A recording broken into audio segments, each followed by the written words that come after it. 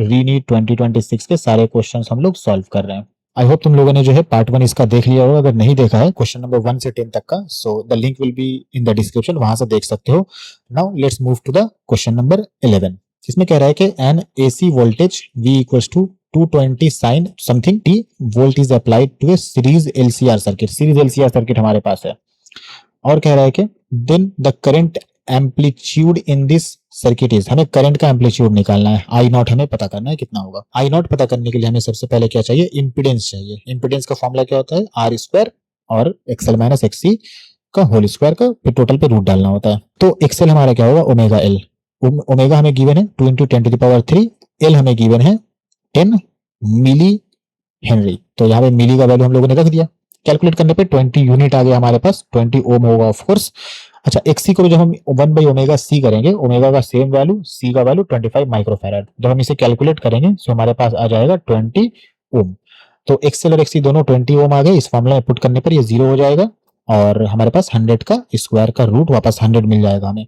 उसके बाद हम आई नॉट निकालने की कोशिश करेंगे। So I not will be equals to V not by Z. यहाँ पे आर नहीं रखते हैं, जेड रखते हैं, ये हमें याद होना चाहिए। ऑल्दो इस केस में दोनों का वैल्यू सेम आ गया बाई चांस, इसलिए हम यहाँ पर 220/100 पुट करने वाले हैं। अब कैलकुलेशन करा तो 2.2 एम्पेयर आ गया हमारा आंसर। That will be option number 2। Okay, तो ये इजी है, मॉडरेट भी नहीं है, इजी क्वेश्चन है। Now let's move to the next question. Okay, ये बहुत अच्छा क्वेश्चन है। It might be between tough and medium, क्योंकि यहाँ पे मिस्टेक पॉइंट है। क्या है मिस्टेक पॉइंट, देखो बताता हूँ। Two identical inductors are connected in 2 different configuration P and Q। ये दोनों आइडेंटिकल इंडक्टर है, इन्हें P कॉन्फ़िगरेशन में कनेक्ट किया और Q कॉन्फ़िगरेशन में कनेक्ट किया। In short series and parallel में कनेक्ट किया गया है। as shown in the figure, the induced EMF between point A and B for configuration P is EP। EP configuration में A और B पॉइंट का जो हमारा इंड्यूस्ड EMF है that is equals to EP, and Q configuration में जो है A और B के बीच में दैट इज EQ। ये हमें गिवन है। यहाँ पर हमें कह रहा है कि इन दोनों का रेशियो बता दो, EP और EQ का रेशियो बता दो। Let's solve it. सो सबसे पहले हमें पता है कि फाई जो होता है वो LI होता है, फ्लक्स जो होता है दैट इज LI। L क्या है हमारे पास, इंडक्टेंस। तो EMF इंड्यूस कितना होगा from the Faraday law of electromagnetic induction, that will minus d∅/dt। फाई की जगह पे हम लोग LI पुट करेंगे, L हमारा कांस्टेंट है, वो बाहर आ जाएगा। ये मैं जनरल केस की बात कर रहा हूँ, इन दोनों से कोई लेना देना नहीं है फिलहाल अभी। तो E का वैल्यू आ जाएगा -L di/dt। E किसके प्रोपोर्शनल हो जाएगा, L के प्रोपोर्शनल हो जाएगा। ठीक है, नाउ अब हमें पता करना है कि इक्विवेलेंट हमारा जो इंडक्टेंस है P का कितना हो जाएगा, वो हम यहाँ पे निकालना चाहते हैं। तो P देखो सीरीज में है तो ये डायरेक्टली ऐड हो जाएगा, तो दैट विल बी 2L। और Q का कितना हो जाएगा, तो Q जो है वो L/2 हो जाएगा because it is in parallel. ये हमारा इक्विवेलेंट इंडक्टेंस है। ठीक है, इन शॉर्ट जो हमारा रेजिस्टेंस का फॉर्मूला है सेम फॉर्मूला यहाँ पर भी यूज होता है। नाउ EP क्या हो जाएगा, EP हो जाएगा 2L/L/2। बट यहाँ पर एक मिस्टेक है, मिस्टेक पॉइंट मैंने बोला था ना, वही मिस्टेक पॉइंट का बात क्या है। EP क्या है ना, EMF एक्रोस P, बट यहाँ पे हमारा EMF एक्रोस ये टोटल टर्मिनल आ रखा है। हम लोगों ने इसका पूरा इक्विवेलेंट निकाल लिया ना, तो टोटल EMF आ गया हमारे पास। लेकिन हमें तो बोल रहा है कि इन दोनों टर्मिनल के बीच में, ये दोनों टर्मिनल क्या है, ये टर्मिनल तो बीच में है। तो टोटल के अगर अक्रॉस में E था तो इसके अक्रॉस में क्या होगा, हाफ हो जाएगा। सिर्फ एक इंडक्टेंस का वैल्यू हम लोग लेंगे यहाँ पर। सो इसका मतलब है कि सिर्फ L लेंगे हम लोग, 2L नहीं लेंगे। और इसके केस में मगर दोनों टर्मिनल है हमारे पास, so we have to take L/2।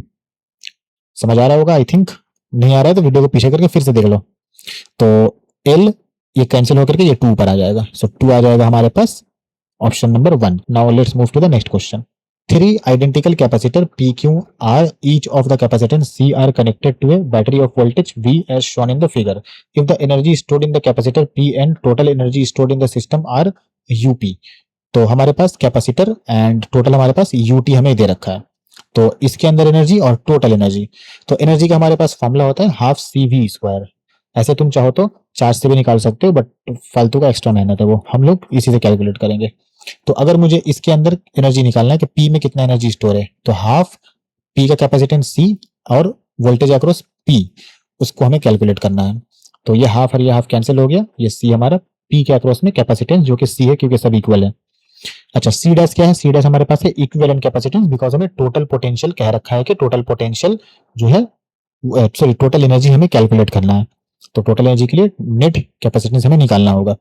तो नेट कैपेसिटेंस बड़े आसानी से निकल जाएगा। ये दोनों सीरीज में है, सीरीज में कैपेसिटेंस क्या होता है, इक्वल होने पर बस हाफ कर देंगे दो का, और पैरेलल में होते हैं फिर वापस ये और इसके साथ पैरेलल हो जाएगा, मतलब ये दोनों का सीरीज होने के बाद आ गया C/2 और इसके साथ ये C पैरेलल में है। तो अब पैरेलल में होने के बाद क्या करेंगे, डायरेक्टली ऐड कर देंगे। ठीक है, उल्टा होता है, रेजिस्टेंस के फॉर्मूला के उल्टा होता है। तो C/2 प्लस C मतलब 3C/2।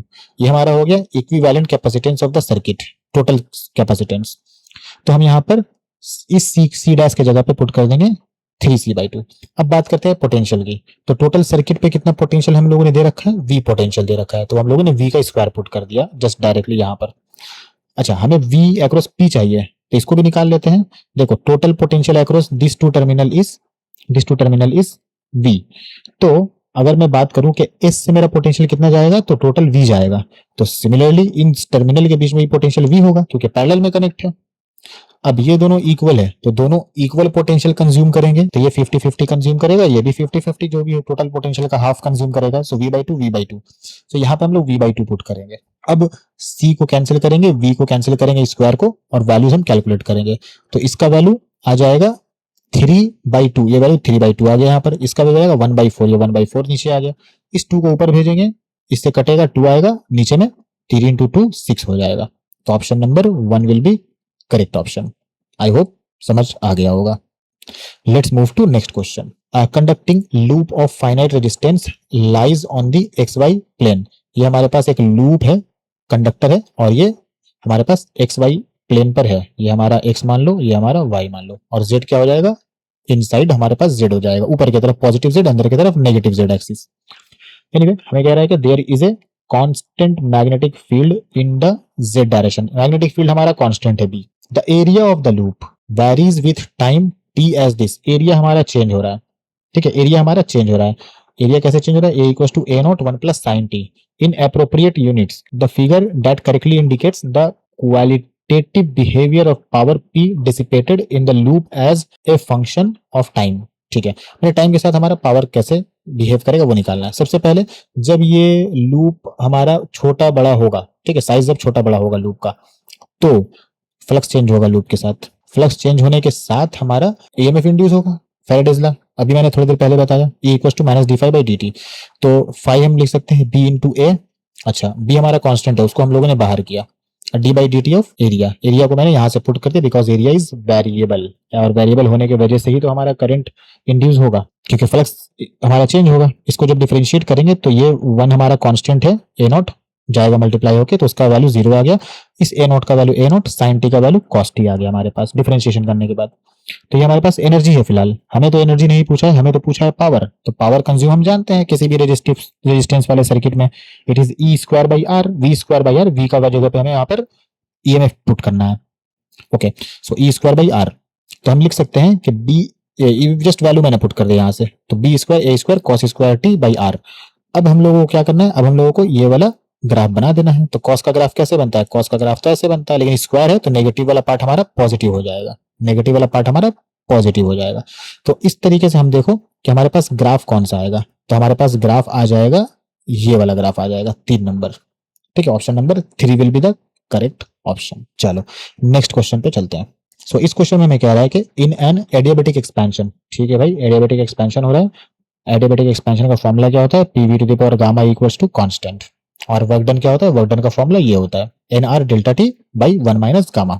ठीक है, ये हम लोगों ने ड्राइव कर रखा है क्लास में कई बार। Temperature of 1 mole of an ideal monoatomic gas equals to this much. यहाँ पे हम लोगों को गामा का वैल्यू दे रखा है, डिक्रीजेस फ्रॉम 60 to 50। ठीक है, टेम्परेचर डिक्रीज हुआ है। The work done by the gas, बहुत ही इजी क्वेश्चन, वर्क डन का फॉर्मूला हमें पता है। तो 1 मोल है हमारे पास, 1 पुट किया, R का वैल्यू गिवन है वो पुट किया, डेल्टा T हमें पता है -10, क्योंकि फाइनल माइनस इनिशियल, सो -10 आ गया। गामा का वैल्यू भी हमें गिवन है, तो 1 - गामा पुट कर दिए। कुछ नहीं है, कैलकुलेशन करा, हमारा 120 अप्रोक्स वैल्यू आया, जो कि हमारे पास है 124। Option number 4 is correct. Actual value तो 124.5 ही आएगा, मैंने अप्रोक्सीमेशन लगाया है कैलकुलेशन में, तो यहाँ पे आ जाएगा। तो आई थिंक यहाँ पे थोड़ा कुछ मिस्टेक हो रखा है, देखते हैं क्या है। तो ये आ जाएगा हमारे पास 3 में से 5 गया तो -2, माइनस कर दिया, 2 आ गया, ऊपर में आ जाएगा हमारे पास 3। अच्छा, 3 आ गया हमारे पास, ये 2 है, सो 83 × 3/2, सो 83 इंटू 3/2 ये हमारे पास यहाँ पे आ जाएगा। तो ये 3 आ गया, ये 123 के आसपास। तो बेसिकली अप्रोक्सीमेट वैल्यू हमारे पास ऑप्शन नंबर डी आ जाएगा, ये हमारे पास करेक्ट आंसर आ जाएगा। कैलकुलेशन मिस्टेक और थोड़ा बहुत देख लेना वो सब तुम लोग। Now let's move to the next question. Consider the particle moving along a straight line whose position as a function of time is given by this. ये हमें गिवन है, और अल्फा बीटा और गामा का जो वैल्यू है वो भी हमें यहाँ पे बता रखा है इन्होंने। The average speed of the particle in metre per second. ये क्वेश्चन हार्ड क्वेश्चन है, this is not an easy question, क्योंकि जब भी एवरेज स्पीड की बात आती है तो हम क्या करते हैं, एस टी निकालते हैं माइनस एस टी वन निकालते हैं दोनों का, और उसके बाद T two minus T one करके कैलकुलेट कर लेते हैं। लेकिन अगर यहाँ पे देखोगे तो एस सिक्स पर अगर हम यहाँ पुट करें, हमें कह रहा है कि find the average speed of particle from T equals to 0 to T equals to 6 second, 0 से 6 सेकेंड। तो अगर हम एस जीरो निकालें, चलो निकालते हैं। देखो एस जीरो का वैल्यू 5 आएगा, क्योंकि यहाँ यहाँ हमें 0 पुट करना है। यहाँ पे मैंने अल्फा बीटा गामा का वैल्यू पुट कर रखा है, ठीक है, वो यहाँ से देख लो। तो S zero will be equals to 5 and S six जब हम निकालेंगे तो 6 पुट करेंगे तो भी हमारा 5 ही आएगा। कैसे, 6 का स्क्वायर माइनस 6 इंटू 6, 36 कट गया, 5 आ जाएगा। तो इस तरीके से तो हमारा जो डिस्टेंस ट्रैवल वो 0 हो गया, क्योंकि वहीं से शुरू वहीं पे हो गया। लेकिन नहीं, हमारा जो बॉडी है वो रिटर्न मार रहा है, मतलब बॉडी इस तरीके से पीछे आएगा पहले, फिर वापस आएगा वापस। तो डिस्प्लेसमेंट हमारा 0 है, डिस्टेंस 0 नहीं है। तो डायरेक्शन जब भी चेंज हो तो हमारा स्पीड में मैटर करता है, यहाँ पे डायरेक्शन चेंज हो रहा है। तो वैसे तो हार्ड नहीं है, मीडियम है, बट फिर भी ऐसे क्वेश्चंस जिन्होंने, मतलब ये बहुत ही एग्जाम में ये क्वेश्चंस बहुत जल्दी ट्रिक होने वाला है, क्योंकि ऑप्शन में भी इन्होंने दे रखा है। इसलिए जिसे पता होगा कि स्पीड 0 नहीं होगा क्योंकि बॉडी मूव किया है, तो फिर वो बता सकता है कि हाँ स्पीड तो 0 नहीं होगी क्योंकि बॉडी जो है वो मूव कर रखा है, तो इसलिए 0 का आंसर नहीं होने वाला है। लेकिन जो फॉर्मूला बेस जिन्होंने रट रखा है, ठीक है, वो तो 0 मार के आए होंगे पक्का, ठीक है। तो एस जीरो भी हमारे पास 5 है, एस सिक्स भी हमारे पास 5 है। तो हमें पता ये करना है कि भाई ये फाइनल इनिशियल तो वहीं पर आ गया, लेकिन कहाँ तक गया था और कब टर्निंग मारा है। ये बहुत आसान है, वेलोसिटी को कैलकुलेट करते हैं डिफरेंशिएट करके, ये 2t हो जाएगा, ये 6 आ जाएगा, t का वैल्यू 1 हो जाएगा, तो 2t माइनस 6 हो गया। अब इस 2t माइनस 6 को हम कर देंगे 0, क्योंकि वेलोसिटी जहां पे 0 होता है वहीं पे टर्निंग मारता है बॉडी। एग्जाम्पल, एक बॉडी को अगर ऊपर उछालोगे तो वो ऊपर से ऐसे नीचे आएगा, तो वेलोसिटी जहां 0 हुआ था वहीं पर बॉडी जो है टर्निंग मारा था। ये हमेशा याद रखना हमें। तो और ये जरूरी नहीं है कि वेलोसिटी 0 होगा तो टर्निंग मारेगा ही, जरूरी क्या है कि अगर टर्निंग मार रहा है, रिटर्न अगर मान रहा है यू टर्न, तो वेलोसिटी 0 होना जरूरी है उसका, ठीक है। फिर से सुनो, अगर 0 वेलोसिटी है तो यू टर्न मारे जरूरी नहीं है, लेकिन अगर यू टर्न मार रहा है तो वेलोसिटी 0 होना जरूरी है। तो एस 0 ये हो गया, तो हमें पता चलेगा कि ये 0 करने पर 3 सेकंड, तो 3 सेकंड में ये यू टर्न मारा है। तो पता करते हैं 3 सेकंड पे ये था कहाँ, तो पुट करते हैं S3 वापस हमारे यहाँ पर। तो 3 पुट करने पे हमारा वैल्यू आ गया कैलकुलेशन पे -4, मतलब 0 सेकंड पे ये 5 पे था, 3 सेकंड में लगा इसे टाइम यहाँ पर आने में, और वापस 3 सेकंड में यू टर्न मार करके वापस 5 पे चला गया। तो डिस्टेंस ट्रैवल कितना हुआ, तो सिंपल सी बात है, 3 सेकंड में 5 से -4 पे आया, तो यहाँ पे 5 हुआ, यहाँ पर 4 हुआ, तो ये 9 मीटर ट्रैवल किया 3 सेकंड में, और वापस 3 सेकंड में 9 मीटर फिर ट्रैवल किया, तो टोटल 18 मीटर ट्रैवल किया in 6 second. So the answer will be 18/6 which will be 3 metre per second. Okay, so now let's move to the next question. ये क्वेश्चन हमारा इजी लेवल क्वेश्चन है। इस question में बस directly हमें बताना है कि किस टाइप के इलेक्ट्रोमैग्नेटिक वेव का क्या यूज होता है, ये हमें बताना है यहाँ पर। तो माइक्रोवेव का क्या यूज होता है, बहुत इजी क्वेश्चन है। For purifying the water, for warming the food, micro oven जानते हैं हम लोग, तो पी का ऑप्शन नंबर 2 हो गया। तो पी का 2 ये करेक्ट है और ये करेक्ट है, ठीक है, ये दोनों तो ऐसे ही निकल गए। अच्छा, इसके बाद देखते हैं कि क्यों, अच्छा क्यों से ही पता करने से हमारा काम हो जाएगा। तो क्यों का देखते हैं, क्यों का हमारे पास यूवी रे। तो यूवी रे से हम क्या करते हैं, यूवी रे से बेसिकली हम लोग for purifying the water, of course यही काम करते हैं, वाटर प्यूरिफाई करते हैं। कैसे वाटर प्यूरिफाई करते हैं, तो आर ओ यूवी एड में तुम लोगों ने देखा ही होगा। सो इसका मतलब कि क्यों का 1 हो गया करेक्ट। बट यहाँ पे कोई सोच सकता है कि कैंसर का ट्रीटमेंट तो नहीं करते हैं, वो हमारा गामा रे से होता है, ठीक है, गामा रेडिएशन बहुत ही ज्यादा एनर्जेटिक होता है, ठीक है, तो उसके थ्रू होता है हमारा कैंसर का ट्रीटमेंट। और एवेंजर्स के जो फैन है उन्हें पता होगा कि जो हल्क है वो तो गामा रेडिएशन से बना हुआ है, ठीक है। चलो, तो हमारे पास पी का 2 हो गया, क्यू का 1 हो गया, और इस तरीके से गामा रेडिएशन का कैंसर का ट्रीटमेंट हो गया, ठीक है। उतना चेक करने की जरूरत नहीं है, 2 से ही हमारा काम हो गया। तो that will be option number 4 भी are correct answer. Now let's move to the next question. An ideal gas is made of polyatomic molecules. ठीक है, आइडियल गैस पॉलीएटॉमिक मॉलिक्यूल से बना हुआ है. Each of the molecule has 3 translational, 3 rotational and F number of vibrational molecules, F number of vibrational modes. ठीक है, कितने modes होते हैं वो है. तो सबसे पहले डिग्री ऑफ फ्रीडम का ना फॉर्मूला याद होना चाहिए. तो ट्रांसलेशनल हमारे पास 3 है और रोटेशनल हमारे पास 3 है और वाइब्रेशनल जो हमारे पास है वो एफ है. तो इसे 2 से मल्टीप्लाई करना होता है. ठीक है, फॉर्मूला पहले याद होना चाहिए. इसके ये फॉर्मूला आया कहां से, अगर ये जानना है तो मैंने तो कर रखा है बहुत बार. आई डोंट नो तुम्हारे टीचर ने करा है कि नहीं भी करा है तो गूगल कर लो, यूट्यूब कर लो, बहुत सारे वीडियोस मिल जाएंगे. Anyway, so this is our formula. So F equals to 3 translational वाले, 3 रोटेशनल वाले और 2f वाइब्रेशनल वाले, क्योंकि वाइब्रेशनल वाले इन लोगों ने बता रखा है कि ये हमारे पास एफ नंबर है, तो 2f. तो डिग्री ऑफ फ्रीडम हमारे पास आ गया 6 + 2f. अब हमें गामा का जो वैल्यू है उन लोगों ने दे रखा है. गामा इज इक्वल टू 8/9 उन लोगों ने बता रखा है. CP/CV इक्वल टू 8/7 बता रखा है उन लोगों ने. तो हमें पता है फॉर्मूला 1 + 2/f. तो जस्ट f का वैल्यू पुट करो और गामा का वैल्यू पुट करो, यहाँ पर कैलकुलेशन करो, f का वैल्यू 4 आ गया. बस दैट्स इट, सिंपल क्वेश्चन. तो ये हम इसको हार्ड में डालेंगे या इजी क्वेश्चन में डालेंगे.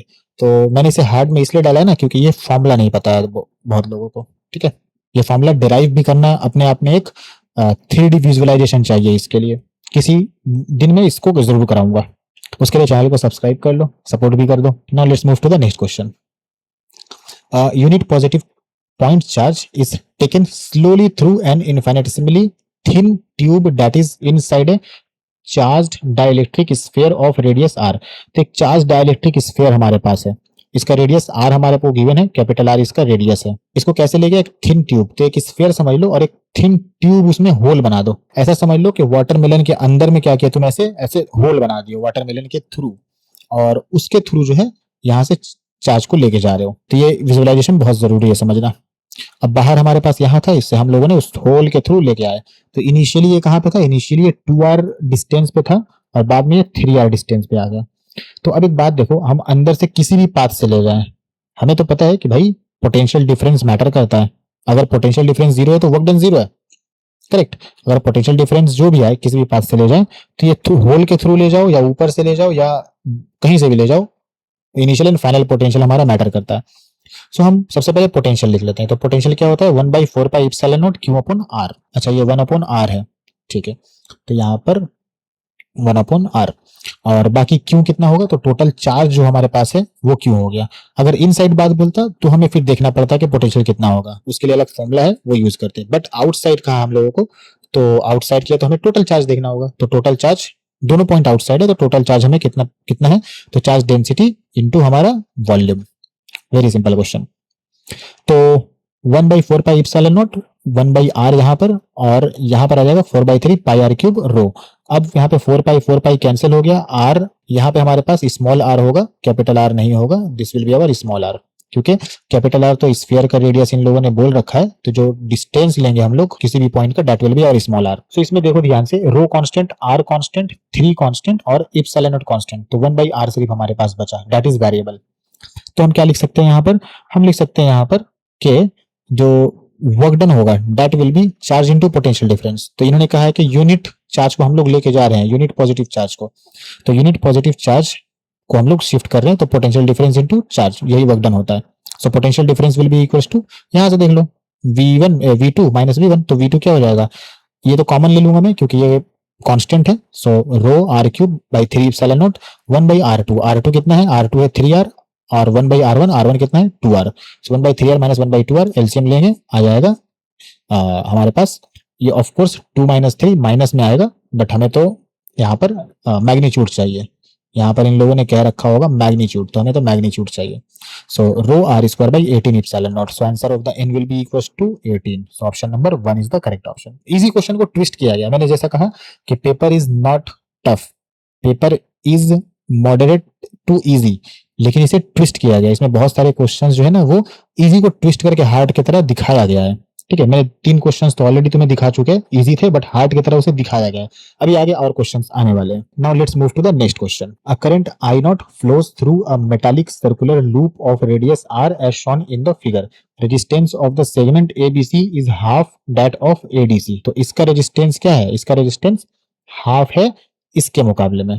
तो ये अगर हमारा R1 है तो ये हमारा, सॉरी, ये अगर हमारा R है तो ये हमारा 2R हो जाएगा, ठीक है, क्योंकि ये हाफ है, लेफ्ट वाला हाफ है। अच्छा, तो अब हमें ये कह रहा है कि magnitude of magnetic field at the centre O of the loop is, तो सेंटर पे हमारा मैग्नेटिक फील्ड हमें बताना है, ठीक है। सबसे पहले हमें पता है कि मैग्नेटिक फील्ड का फॉर्मूला क्या होता है, तो ये होता है एक सर्कुलर लूप के कारण, फुल लूप के कारण, mu naught 4 pi 2 pi I by R. अच्छा, म्यू नॉट आई बाई, ये हम लोगों ने कैंसिल कर दिया। तुम्हें जैसे मैंने वैसे फॉर्मूला याद रखो, ऐसे याद रखना, ऐसे रख लो, ऐसे याद रखना, ऐसे रख लो। So mu not I by 2R, ये फुल सर्कल के लिए है। तो हाफ सर्कल के लिए क्या हो जाएगा, बस हम 2 से डिवाइड कर देंगे तो ये 2 हमारा 4 बन जाएगा। अच्छा, तो अब एक बात देखो, मेरा दोनों हाफ सर्कल है, ये भी हाफ सर्कल है, ये भी हाफ सर्कल है। तो अगर मैं इस वाले हाफ सर्कल की बात करूं, ठीक है, तो ये वाला हाफ सर्कल देखो, इस हाफ सर्कल में करंट नीचे जा रहा है। तो अगर मैं इससे मैग्नेटिक फील्ड निकालने की कोशिश करूं, राइट हैंड थंब रूल लगाओ, ठीक है, वहां से तुम निकालो, इसे विजुअलाइज करना तुम्हारा काम है।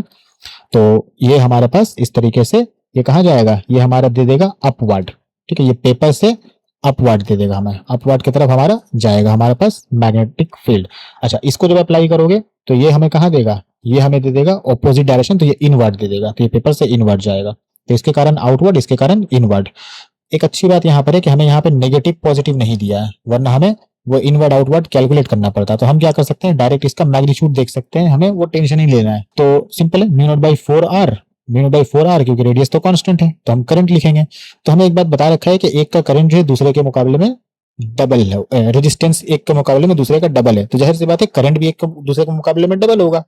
तो किसका डबल है, किसका हाफ है, वो चाहो तो कैलकुलेट कर सकते हो, बट एग्जाम में हमें टाइम कंज्यूम नहीं करना है। सिंपली एक का जो पुट करो, दूसरे का उसका डबल पुट कर दो, किसको पॉजिटिव किसको नेगेटिव तुम्हारा मन पुट कर लो, बस हमें मैग्नीट्यूड से मतलब है। तो I not by 3 minus 2 I not by 3, इसके बाद हम लोगों ने इसे कैलकुलेट करा। So mu not I not by 12R, mu not I not by 12R। So option number 2 is the correct one. तो हमारे 20 क्वेश्चंस हो गए हैं, तो दिस वाज द पार्ट 2।